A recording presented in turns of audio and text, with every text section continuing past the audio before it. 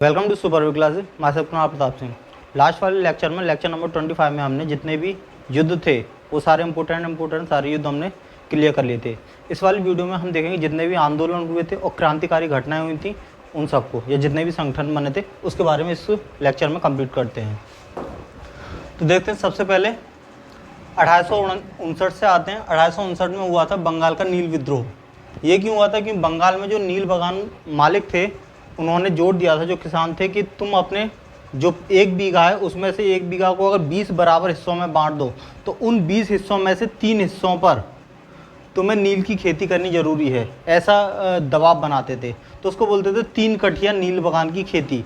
तो उस टाइम कठिया में होता था, 1 बीघा में लगभग 20 कठिया होता था, तो मतलब 20 कठिया में से 3 कठिया नील की खेती करनी जरूरी है। तो 3 कठिया नील की खेती जो थी उसके विरोध में बंगाल में नील विद्रोह किया था। और उसकी जो अध्यक्षता की थी, जो नेता थे, उसके विष्णुचरण विश्वा और दिगंबर विश्वा थे। दोनों विश्वास थे, तो केवल विश्वास शब्द याद कर लो, उससे भी याद हो जाएगा। तो बंगाल का नील विद्रोह विश्वास ने की थी, 2 थे, विष्णुचरण विश्वास और दिगंबर विश्वास। कांग्रेस की स्थापना हुई थी 1885 में। हालांकि कांग्रेस का अपने आप में एक अच्छा रोल है, क्योंकि लगभग 2 साल पहले एक जो पेपर हुआ था CHSL वगैरह, तो उसमें सारे ही कांग्रेस के जो अधिवेशन थे उनके बारे में हर दूसरे पेपर में क्वेश्चन आने लग रहा था कि कांग्रेस का ये अधिवेशन कहाँ हुआ था, ये कहाँ हुआ था। तो कांग्रेस का चाहो तो इसमें याद मत करना, क्योंकि कांग्रेस की एक अलग वीडियो आई जिसमें कांग्रेस के सारे अधिवेशन होंगे, कहाँ होंगे और उनके अध्यक्ष कौन है, क्या स्पेशल हुआ था। तो उसकी हमने एक पोएम बना रखी है, उस पोएम के हिसाब से ये सने खुद याद हो जाती है। कांग्रेस के सारे अधिवेशन होगी, याद भी नहीं करनी पड़ती, तो उसमें कर लेना, पर हाँ फिर भी पढ़ लेते हैं अभी भी जो जो इंपॉर्टेंट चीज़ है। तो कांग्रेस की स्थापना 1885 में हुई थी। सन याद रखनी है, क्योंकि इसी से बाकी सारी सनें निकल जाती हैं। AO ह्यूम की अध्यक्षता में हुई थी। AO ह्यूम कांग्रेस थे, उन्होंने सलाह दी थी कि तुम जो भी कुछ अपनी बात रखते तो वो एक संगठन बना लो, उसके माध्यम से रखा करो। बम्बई में हुई थी, और ये हुई थी उस समय लॉर्ड डफरिन थे। लॉर्ड डफरिन के टाइम में, याद हमने ऐसे किया था कि डफर के टाइम में इस डफर ने कांग्रेस को बनने दिया, जिसने बाद में इसकी नाक में दम कर दिया। तो ये एक डफर आदमी था जिसने एक संगठन खड़ा होने दिया। तो इस तरह से लगभग याद किया था हमने। लास्ट जो पहले वीडियो थी जब ये आया था, ईस्ट इंडिया कंपनी के जो 5 पार्ट हैं उनमें हमने ये सारे गवर्नर जनरल कंप्लीट किए थे, तो वहाँ ये चीज़ वहाँ भी देखी थी। गांधी जी अफ्रीका गए 1893 में, वकालत का केस लड़ने के लिए गए थे। फिर वहाँ उन्होंने देखा था कि भेदभाव होता है इंडियंस के प्रति, और इंडियंस जैसे और भी लोग थे जो रंग से सामले थे या काले थे, उनके प्रति भेदभाव होता है। तो वहाँ उन्होंने रहे और उन लोगों के साथ जो काफ़ी कई आंदोलन वगैरह की, तो उनमें से ग्रेट मार्च फेमस है। सबसे पहले उन्होंने बिना हथियारों के एक मार्च निकाला था। नटाल जो एक स्टेट है उसमें ग्रेट मार्च नाम से, इसमें उनको जेल भी जाना पड़ा था। तो भारत इसके बाद में जो नटाल का जो वो गवर्नर था उसने भारत के लिए एक राहत विधेयक पास किया कि हाँ ठीक है। दरअसल क्या था कि जो भारतीय थे वहाँ ये रूल था कि जो क्रिश्चियन होते हैं, ईसाई हिसाब से ही शादी करोगे तो मान्य होगी। अगर ईसाई धर्म के अलावा किसी और रीति रिवाज से शादी करे तो वो शादी मान्य नहीं होगी। तो भारतीय जो थे वो भारतीय अपने हिसाब से शादी करते थे, 7 फेरे वाले हिसाब से, तो वो तो वहाँ मान्य नहीं थी। जब वो शादी मान्य नहीं तो उनके बच्चे भी मान्य नहीं है। तो जब बच्चे ही गैर कानूनी है तो उनको तो वहाँ की नागरिकता मिलनी नहीं है, तो बच्चे कहाँ जाएंगे। तो इस चीज़ से काफ़ी लोग भड़क गए थे, और उन्होंने फिर गांधी जी का साथ दिया था, और लगभग 2000 लोग गांधी के साथ आए और उन्होंने ग्रेट मार्च किया, जिसके बाद में सरकार को झुकना पड़ा।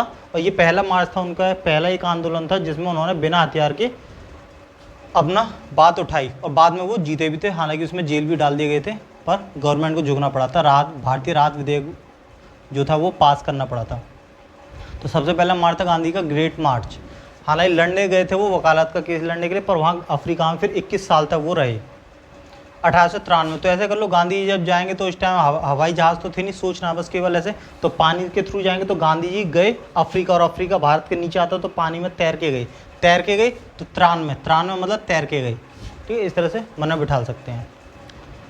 फिर ये बंगभंग आंदोलन है, 1905 में हुआ था बंगाल विभाजन के विरुद्ध। यही क्वेश्चन अभी आया था पिछले वाले पेपरों में 2021 में कि बंगाल का विभाजन कब हुआ।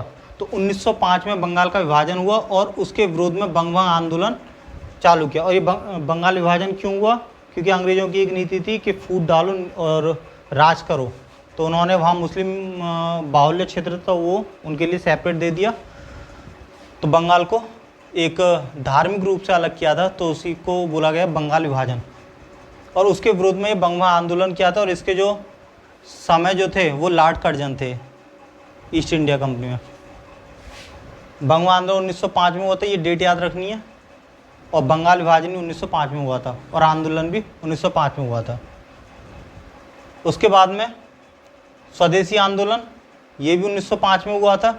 अरविंद घोष और बाल गंगाधर तिलक और लाला लाजपत राय, इन तीनों ने किया था बंगाल विभाजन के खिलाफ। हालांकि ये बंगवा आंदोलन ये था बंगाल विभाजन के खिलाफ, पर बाकी भारत में ये तो वहीं हुआ था, बंगाल में ही, बंगाल के आसपास इलाके में। बाकी अदर एरिया में जो आंदोलन किया था वो अरविंद घोष, बाल गंगाधर तिलक और लाला लाजपत राय ने बाकी देश में स्वदेशी नाम से एक दूसरा आंदोलन चलाया था, वो भी 1905 में चलाया था। अब स्वदेशी आंदोलन 1906 में हुआ था, गांधी जी ने चलाया था। ये स्वदेशी वस्तुओं को बढ़ावा देने के लिए, गांधी जब तक आ चुके थे तो स्वदेशी आंदोलन गांधी ने चलाया था। स्वदेशी आंदोलन दो हैं, ये वाला स्वदेशी आंदोलन बंगाल विभाजन के विरोध था 1905 में। 1906 वाला स्वदेशी आंदोलन केवल स्वदेशी वस्तुओं को बढ़ावा देने के लिए था, वो चलाया था गांधी जी ने। और ये वाला घोष, तिलक और लाला लाजपत राय ने। तो इनको याद रखना, स्वदेशी आंदोलन दो थे, एक 1905 वाला, 1906 वाला। ये वाला बंगाल विभाजन के विरोध, और ये वाला स्वदेशी वस्तुओं को बढ़ावा देने के लिए, मतलब खादी के कपड़े पहनो, बाहर की जो वस्तुएं हैं उनका त्याग करो, अंग्रेज़ों की जो चीज़ें उनको ज़्यादा यूज़ ना करो, इस उससे। उसके बाद में मुस्लिम लीग की स्थापना 1906 में। ये आगा खां और सलीम अल्लाह खां दो भाई थे। इन्होंने, भाई नहीं मतलब अलग अलग थे, वो तो दूसरे थे, ठीक है। मोहम्मद अली और शौकत अली ये थे अली बंधु, तो इनका खिलाफत आंदोलन अलग था। तो आगा खां और सलीम खां ने ढाका में, जो अभी बांग्लादेश की राजधानी है, वहाँ इन्होंने मुस्लिम लीग की स्थापना की। उस टाइम तो बांग्लादेश भी भारत में था। तो ढाका में आगा खां और सलीम अल्लाह खां, इन दोनों ने मुस्लिम लीग की स्थापना की 1906 में। इनकी सनह भी काफ़ी इंपॉर्टेंट हो जाती है, क्योंकि लगभग ये सनह ही पूछता है।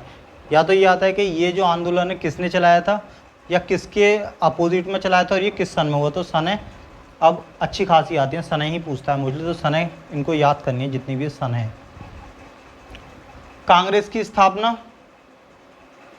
कांग्रेस का विभाजन, स्थापना 1885 में हुई थी, और जो विभाजन हुआ था 1907। दरअसल कांग्रेस में जो लोग थे वो दो फाड़ हो गए थे। एक तरफ के बोलते थे कि अंग्रेज़ों से ऐसे हाथ जोड़ के तुम्हारी तरह, गांधी से बोले कि तुम्हारी तरह ऐसे हमें स्वतंत्रता नहीं मिलेगी, ऐसे भीख में स्वतंत्रता नहीं मिलती, एक लोग और मतलब लड़के ही स्वतंत्रता ली जाती है। दूसरे लोग बोले कि नहीं, गांधी जी ने जैसे वहाँ पर अभी ग्रेट मार्च के तहत बिना हथियारों के युद्ध वो मतलब जीती थी, अपनी बात रखी थी और फाइनली जीते थे, ऐसे ही हम लोग यहाँ भी जीतेंगे। तो इसलिए जो दो भागों में बट गए, नरम दल और गरम दल, ये इंपॉर्टेंट है। नरम दल जो नरमाई से अपनी बात रहे, गरम दल जो उग्र रूप से होते हैं, जो लड़के आज़ादी लेना चाहते हैं। तो इसको बोलते हैं, सूरत में अधिवेशन हुआ, सूरत फूट। तो ये सारी चीज़ें हम वहाँ याद कर लेंगे। जब कांग्रेस का आएगा तो जरूरी नहीं है इसमें याद करो, सन वगैरह कुछ भी याद मत करना, वहाँ ऑलरेडी उसमें पोएम के थ्रू याद हो जाएगी। अभी इसमें ऐसे ही देख लो, कांग्रेस का विभाजन नरम दल और गरम दल दो भागों में हुआ था 1907 में, सूरत फूट में। और जो नरम दल के नेता थे वो गांधी जी और दादा भाई नौरोजी थे। ये दो लोग मेन थे नरम दल के जो नेता बोले जाते हैं। और गरम दल के थे लाल, बाल, पाल। लाल से लाला लाजपत राय, बाल से बाल गंगाधर तिलक, और तब पाल से बिपिन चंद्र पाल। ठीक है, तीनों हो गए, लाल, बाल, पाल। इसके बाद में होम रूल आंदोलन, 1916 में हुआ था। तिलक और एनी बेसेंट इन्होंने किया था, दोनों ने। कैसे करेंगे अगर याद करें तो, 16 अभी, ठीक है, इसकी ट्रिक एक बन चुकी है, जैसे 16 अभी,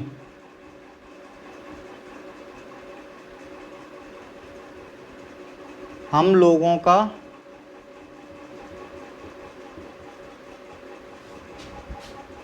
रोल तो तिलक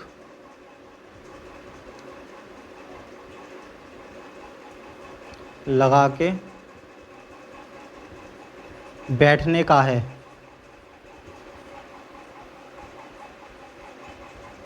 मतलब एक दूसरे से बोल रहा है कि 16 भाई, अभी हम लोगों का जो रोल है पिक्चर में वो तो केवल तिलक लगा के और बैठने का है। हम लोग तो बस तिलक लगा के बैठेंगे, हमें करना कुछ नहीं। अभी तू 16, अभी हमारा वो नहीं आया, तो 16 मतलब 16 हो गया। अभी हम लोगों का होम रूल, होम हम लोगों का, होम रूल मतलब हम लोगों का।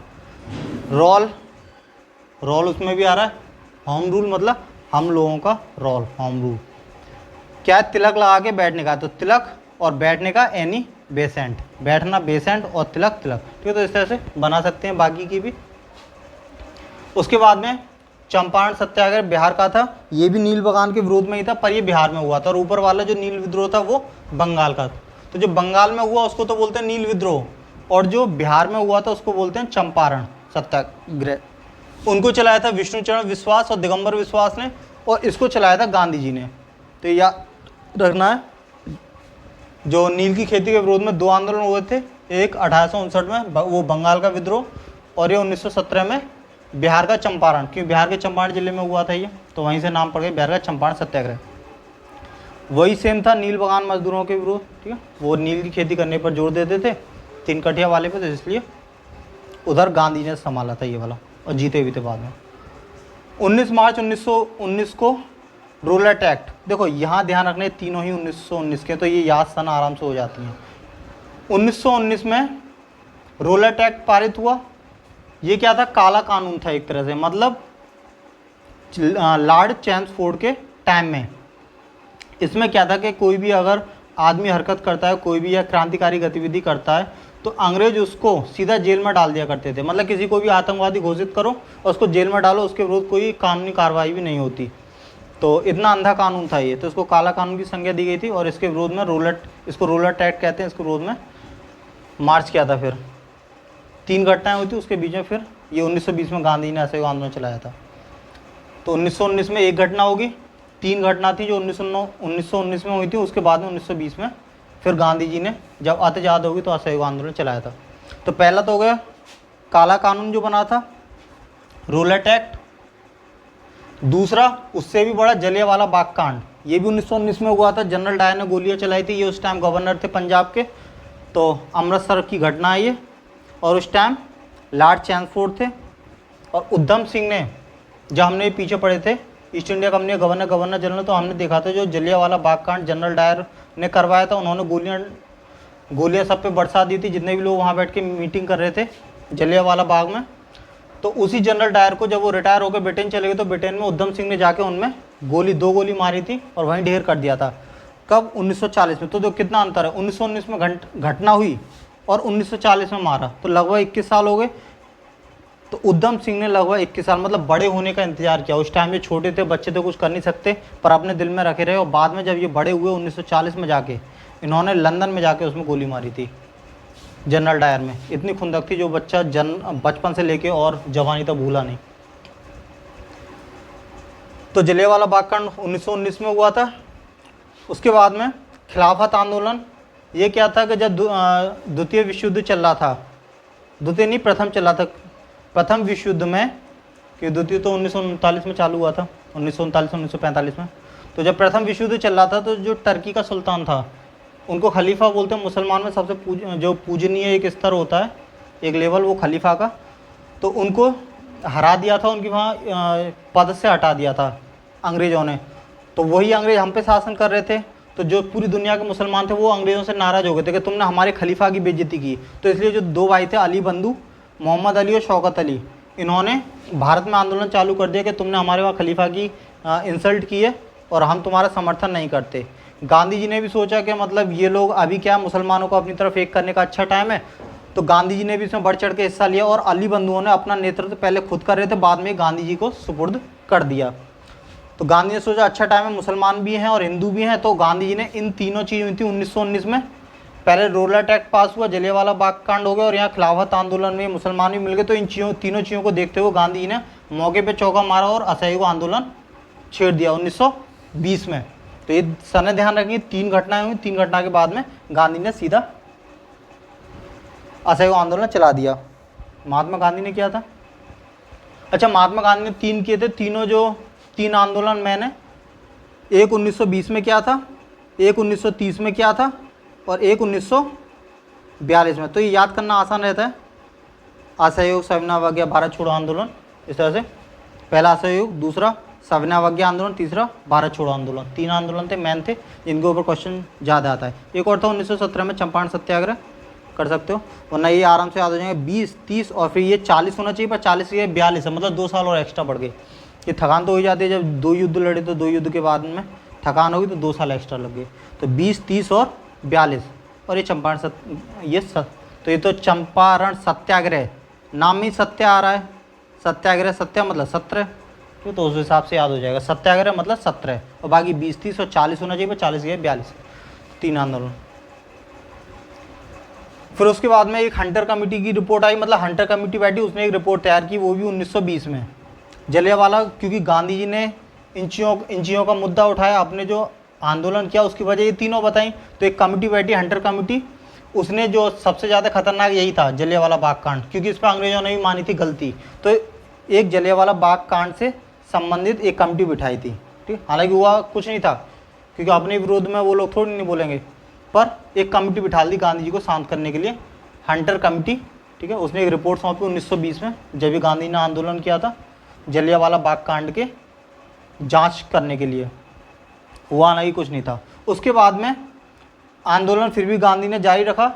1920 में चोरा चोरी कांड हो गया, मतलब आंदोलन था तो मतलब शांतिपूर्ण तरीके से ही, अहिंसावादी तरीके से, गांधी अहिंसावादी थे, पर बाद में इतना उग्र हो गया कि एंड में चोरा चोरी कांड हो गया। इसमें क्या था कि जो गोरखपुर में एक चौकी है, तो उसमें जाके जो क्रांतिकारी थे उन्होंने आग लगा दी, लूट की हथियारों की, और जो पुलिस वाले थे उनको जिंदा जला दिया। एक इंस्पेक्टर दरोगा और 22 जो पुलिस वाले थे उनको वहीं जिंदा जला दिया।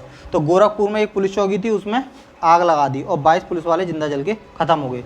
तो गांधी ने देखा कि भाई ज़्यादा ही उग्र हो गया ये आंदोलन, तो उस चीज़ से दुखी होकर गांधी जी ने फिर यहीं अपनी जो असहयोग आंदोलन था वो ख़त्म कर दिया। तो असहयोग आंदोलन कह सकते हैं लगभग 1922 तक चला। 1922 में चोरा चोरी कांड की वजह से ये असहयोग आंदोलन ख़त्म हो गया यहाँ पर आके। तो ये क्वेश्चन आ जाता है कि असहयोग आंदोलन को रोकने की मेन वजह क्या थी, तो वो चोरा चोरी कांड था, जिसकी वजह से गांधी जी ने असहयोग आंदोलन को ख़त्म कर दिया। तो इस समय तो आराम से याद रहेंगे, तीनों 1919 की घटना होगी, जलियांवाला बाग, रोलेट एक्ट और खिलाफत आंदोलन। उसके बाद में गांधी ने आंदोलन चलाया 1920 में, तो गांधी जी की बात सुनने के लिए उसी साल फिर तुरंत कमेटी बिठा दी, इसके हंटर कमेटी, ये जलियांवाला बाग कांड के जांच करने के लिए। पर 2 साल बाद में, 2 साल तक बढ़िया चला, 2 साल बाद में ये चोरा चोरी कांड हो गया, उससे गांधी ने दुखी होकर अपना असहयोग आंदोलन वापस ले लिया। तो इस तरह से अगर लिंक करके चलोगे तो सने भी याद रह सकती हैं आराम से।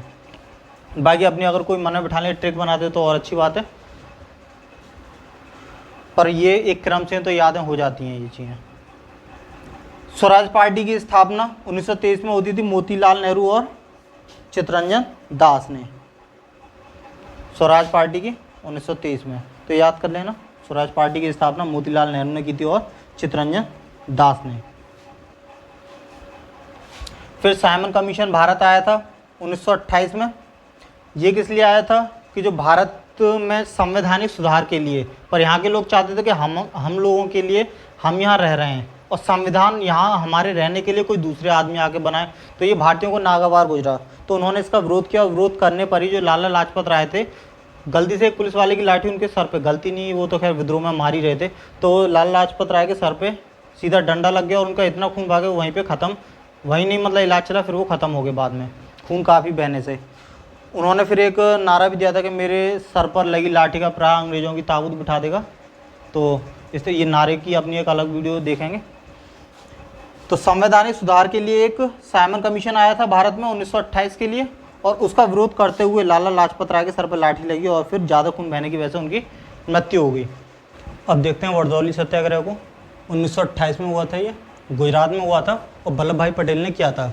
इसमें क्या था, किसानों पर टैक्स ज़्यादा लगाया जा रहा था, लगान जो था वो काफ़ी बढ़ा दिया था। उसके विरोध में किसानों ने आंदोलन किया था। उसमें जो सरदार वल्लभ भाई पटेल ने, सरदार नहीं बोल सकते, वल्लभ भाई पटेल थे, उन्होंने उनका वहाँ जाके बागडोर संभाली, नेतृत्व किया और वो टैक्स को फिर घटाने में कामयाब रहे। तो उसी के उपलक्ष्य में जो बरदौली की महिला थी उन्होंने उन्हें सरदार की उपाधि दी थी। तो इस आंदोलन से पहले वो केवल वल्लभ भाई पटेल थे और इस आंदोलन के बाद में उनका नाम सरदार वल्लभ भाई पटेल हो गया। वहीं से इनको बरदौली सत्याग्रह से ही इनको सरदार की उपाधि मिली थी, लगान वृद्धि के विरोध में। फिर देखते हैं लाहौर षड्यंत्र केस 1928 में हुआ था। भगत सिंह, सुखदेव, राजगुरु तीनों ने की थी, जो सैंडर्स की हत्या की थी। एक लगभग इंस्पेक्टर रैंक का एक अधिकारी था, छोटा अधिकारी अंग्रेजों में, तो उसकी हत्या की थी और फिर बाद में इन तीनों को फांसी की सज़ा सुनाई थी, भगत सिंह, सुखदेव और राजगुरु। अब इन पर केस जो चल रहा था वो केस चला था लाहौर षड्यंत्र केस के नाम पर। उस केस का नाम था लाहौर षड्यंत्र, तो इसलिए लाहौर षड्यंत्र केस, ठीक है। तीनों ही शामिल थे, इनको फांसी दे दी गई। उसके बाद में जब केस चल ही रहा था, इन्होंने सोचा जब केस तो चल ही रहा है तो कुछ और भी किया जाए जब तक भी बाहर है। तो केंद्रीय असेंबली पर इन्होंने बम फेंका था, तो उसको केंद्रीय असेंबली बम कांड बोलते हैं। 8 अप्रैल 1929 को, 1 साल बाद में, क्योंकि केस तो चल रहा था, ये लोग बाहर रिहा थे, तो रिहा हालत में ही ये भगत सिंह और बटुकेश्वर दत्त ने फेंका था। और जबकि ऊपर वाले में लाहौर षड्यंत्र केस में भगत सिंह, सुखदेव और राजगुरु थे, और असेंबली में बम कांड भगत सिंह और बटुकेश्वर दत्त ने फेंका था। इसके बाद में गांधी ने एक आंदोलन छेड़ा जिसको नमक सत्याग्रह बोल दो या फिर दांडी यात्रा बोल दो, ठीक है। दोनों नाम से जाना जाता है, नमक सत्याग्रह का दूसरा नाम है दांडी यात्रा। क्यों? क्योंकि इन्होंने दांडी तक यात्रा की थी अपने साबरमती आश्रम से लेकर दांडी तक। तो वो हुआ था 12/3/1930 से लेकर 5/4/1930 तक। गांधी ने की थी साबरमती आश्रम से लेकर दांडी तक, जो दोनों ही गुजरात में है, ये भी गुजरात में, ये भी गुजरात में। ये क्या था, 240 मील था, और जब इसको किलोमीटर बदलते थे लगभग 390 किलोमीटर बैठता है। तो पीछे मैंने अगर यहाँ किलोमीटर कर दिया तो उसको सही कर लेना, 240 किलोमीटर मील या फिर 390 किलोमीटर, ठीक है, इसका डिफरेंस देख लेना। तो इतनी दूरी थी, और 78 लोग लगभग गांधी जी के साथ में पैदल पैदल गए थे। और वहाँ जाके उन्होंने बोला था कि ये जो नमक है, नमक तो हमारे देश का, ये अंग्रेज अपने साथ थोड़ी नहीं ले आते हैं। तो उन्होंने बोला कि नमक पे हम कोई भी टैक्स नहीं देंगे, और नमक अंग्रेज़ों का ये था कि नमक केवल अंग्रेजी गवर्नमेंट के अधीन था, वही लोग इस नमक को बना सकते थे।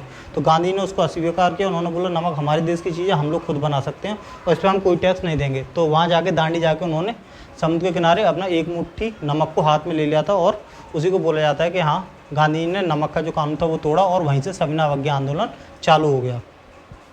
तो फिर नमक सत्याग्रह से ये सविनय अवज्ञा मतलब अवज्ञा मतलब तुम्हारी आज्ञा नहीं मानेंगे, तुमने बोला टैक्स दो और हम टैक्स नहीं देंगे। तो सविनय अवज्ञा आंदोलन जो था 1930 में ही हुआ था, नमक सत्याग्रह से चालू हुआ था, गांधी ने किया था। उसके बाद में गोलमेज सम्मेलन देख लो, 3 हुए थे, प्रथम गोलमेज सम्मेलन, द्वितीय गोलमेज सम्मेलन और तृतीय। क्रम बाद में देख लेंगे, पहले ऐसे ही देख लेते हैं। दरअसल ये हुआ था 1930, 31 और फिर 32। क्रम याद रहेगा प्रथम का, ये वाला 30, फिर ये 31 और ये 32, तीनों हुए थे क्रम से, 30, 31, 32, प्रथम, द्वितीय, तृतीय। तीनों में डॉक्टर भीमराव अम्बेडकर और तेज बहादुर सप्रू ये तीनों में शामिल हुए। भीमराव अम्बेडकर और तेज बहादुर सप्रू प्रथम में भी गए थे, द्वितीय में भी गए थे, और जो तृतीय हुआ था उसमें भी गए थे। प्रथम वाला जो गोलमेज सम्मेलन था उसमें एनी बेसेंट शामिल हुई थी, दूसरे वाले में गांधी जी, ऐसा क्यों? और तीसरे वाले में केवल यही दोनों, ये तो तीनों में ही गए थे। दरअसल उससे पहले, द्वितीय से पहले गांधी इरविन समझौता हुआ था, इसलिए मैंने एरो लगा के पहले कर दिया है। 1931 में गांधी इरविन समझौते में क्या था कि अंग्रेजों को ये लगने लग गया था कि हाँ, अब बिना कांग्रेस की हेल्प से, बिना उसकी राय मशवरा के हम लोग ज़्यादा दिन तक राज नहीं कर पाएंगे। तो इसलिए उन्होंने गांधी इरविन समझौता किया और गोलमेज सम्मेलन बिठा लिया, जिसमें संविधान पर चर्चा की गई थी। उस पक्ष के लोग भी थे, इंग्लैंड में, लंदन में जाके ये सम्मेलन हुआ था, वो लोग उस पक्ष के लोग भी, अंग्रेज पक्ष और यहाँ भारत के पक्ष के भी। हालांकि कांग्रेस ने उससे थोड़ी दूरी बनाई थी। फिर गांधी इरविन समझौता हुआ, उसमें यही हुआ कि जो आरोपी हैं, जो अंग्रेजों ने आरोपी ठहराए थे, उन सबको बरी किया जाएगा, जो जेल में डाले गए उनको बाहर निकाला जाएगा। गांधी जी को भी आज़ादी दे दी गई थी गांधी इरविन समझौते में, और जिनकी प्रॉपर्टी जब्त की थी वो प्रॉपर्टी बहाल कर दी गई थी, और उनको बोला गया था कि जो गोलमेज सम्मेलन है उसमें हिस्सा लो, वहाँ जाके फिर चर्चा होगी। तो इसलिए फिर गांधी इरविन समझौता हुआ, इसलिए फिर गांधी जी द्वितीय गोलमेज सम्मेलन में शामिल हुए थे, वरना गांधी जी नहीं जाने वाले थे। तो गांधी जी को गांधी इरविन समझौते के तहत आज़ाद कर दिया था, जेल में से निकाल दिया गया था। सरोजिनी नायडू को इसी घटना को 2 महात्माओं का मिलन बोला था, क्योंकि इरविन समझ गए थे कि अब ऐसे तो राज कर नहीं पाएंगे, तो उन्होंने थोड़ा जुड़ने की कोशिश की थी गांधी से। तो यही बोला गांधी इरविन समझौता। तो पहला हुआ प्रथम गोलमेज सम्मेलन, उसके बाद में गांधी इरविन समझौता, फिर द्वितीय गोलमेज सम्मेलन, फिर तृतीय गोलमेज सम्मेलन। तीनों सम्मेलन इंग्लैंड में हुए थे, इंग्लैंड के लंदन में, और पहले वाले में एनी बेसेंट ने हिस्सा लिया, दूसरे में गांधी जी, और तीसरे में किसी ने नहीं। पर ये जो दोनों थे, अम्बेडकर और तेज बहादुर सप्रू, इन्होंने तीनों में हिस्सा लिया था। एक बार इसको पढ़ लेना और क्लियर कर लेना। इसके बाद में पूना पैक्ट आया था 1932 में, ये गांधी जी और अम्बेडकर के बीच में हुआ था। इसमें क्या था, गांधी जी ने अपना जो इन्हें 71 के बदले 147 जो सीटें थी, इस पर एग्रीमेंट हुआ था। अम्बेडकर तब माने थे जब इन्हें 71 के बदले 147 सीटें दी थी, किसमें, प्रांतीय विधान मंडल में। तो गांधी अम्बेडकर के बीच में होता 1932 पूना पैक्ट। उसके बाद में पाकिस्तान की मांग, ये तो पता ही हुआ 1940 में मोहम्मद अली जिन्ना ने की थी। कांग्रेस का लाहौर अधिवेशन था, उसमें जाके ठीक है मोहम्मद अली जिन्ना ने नहीं माना ये कि हाँ हमें आज़ाद करो, ठीक है हम बिगड़ैल बेटा हैं, हम तो मरेंगे, तुम्हें भी मरवा देंगे, इसलिए फालतू में हमें हम तुमसे दूर करो। तो गांधी ये नहीं माने जिन्ना और ये अलग हो गया। अगर वैसे ये हमारे साथ रहता तो बेटर रहता, हम इसको कम से कम सुधार तो भी देते, पर नहीं माना, चला गया, अकेला भुगत रहा है। न्याय देते हैं व्यक्तिगत सत्याग्रह 1940 में हुआ था, विनोबा भावे ने किया था। ये क्यों किया था? क्योंकि उस टाइम 1939 से द्वितीय विश्व युद्ध चालू हो गया था। तो विनोबा भावे ने ये खुद से ही अपने आप में सत्याग्रह चलाया कि द्वितीय विश्व युद्ध में हम लोग शामिल नहीं होंगे। ब्रिटेन चाह रहा था भारत से जो लोग हैं उनको भी सेना में भर्ती किया जाए, और विनोबा भावे ने उसका खंडन किया, बोला कि हम द्वितीय विश्व युद्ध से दूरी बनाएंगे, और उसी के उसमें उन्होंने व्यक्तिगत सत्याग्रह चलाया विनोबा भावे ने। और फिर उसके बाद में गांधी ने भारत छोड़ो आंदोलन चलाया था, ठीक, ये फाइनल था कि मतलब भारत छोड़ के चले जाओ, और इसमें गांधी ने करो या मरो का नारा दिया। वैसे गांधी अहिंसावादी थे, अहिंसा में बिलीव रखते थे, पर यहाँ उन्होंने बोला या तो करो या मरो, मतलब या तो हिस्सा लो या फिर मरो, फिर भगवान भरोसे छोड़ो। तो करो या मरो का नारा भारत छोड़ो आंदोलन में ही गांधी ने दिया था। ये 1942, तो मैंने पहले बताया था 1930, 1920, फिर 1930 और ये 1940 होना चाहिए, पर 40 ये 42 से 2 साल डिले हो गया, मतलब 10 साल का अंतर था, पर यहाँ 12 का हो गया। फिर स्वतंत्रता प्राप्त होगी 15 अगस्त 1947 में। दरअसल 15 अगस्त 1947 की रात को 2 देश आज़ाद हुए। अब क्या था, पाकिस्तान जो था वो 12 बजे से पहले पाकिस्तान ये ज़्यादा जिद कर रहे थे ये कि नहीं हमें पहले अलग करो, हमें पहले हमारा राज सौंपो, इस तरह से नहीं मान रहा था, तो इसको के ले भाई तू निकल यहाँ से लेके। तो 12 बजे से पहले मोहम्मद अली जिन्ना को वो पाकिस्तान सौंप दिया, और 12 बजे के बाद में भारत को आज़ादी मिली।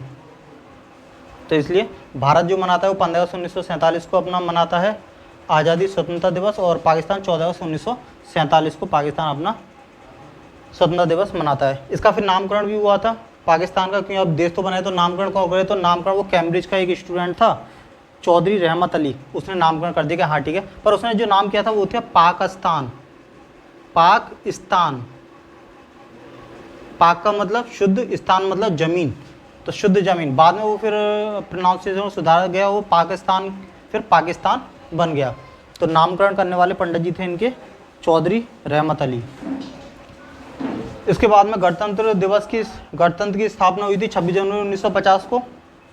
इसमें हमारा अपना खुद का जो संविधान हुआ वो बन के तैयार हो गया 2 सालों में लगभग, ठीक है 2 साल 11 महीने 18 दिन में। भारत का जो संविधान था आज़ाद होने के बाद में 2 साल 11 महीने 18 दिन लगे, भारत ने अपना संविधान बना लिया, और 26 जनवरी 1950 को उसको लागू कर दिया। तो हमारा जो गणतंत्र दिवस है उसकी स्थापना 26 जनवरी 1950 को माना जाता है, कि इस दिन हमारा खुद का संविधान लागू हुआ और हम लोग अपने स्वायत्त शासन चालू हो गया। इसके बाद में भूदान आंदोलन हुआ था 1951 में, क्योंकि जो सारी ज़मीन थी वो तो ज़मींदारों के पास थी, हज़ारों एकड़ एक ज़मींदार के पास होती थी। तो विनोबा भावे ने भूदान आंदोलन चलाया था। इसमें क्या था कि जो ज़मींदार थे बड़े बड़े, उन्होंने हज़ारों एकड़ ज़मीन अपनी दान दी आम लोगों के लिए, क्योंकि आम लोग बहुत गरीब थे। एक तबका काफ़ी ज़मींदार का बहुत अमीर था, दूसरी तरफ बहुत गरीब लोग थे, तो इन्होंने थोड़ी थोड़ी ज़मीन अपनी दान दी।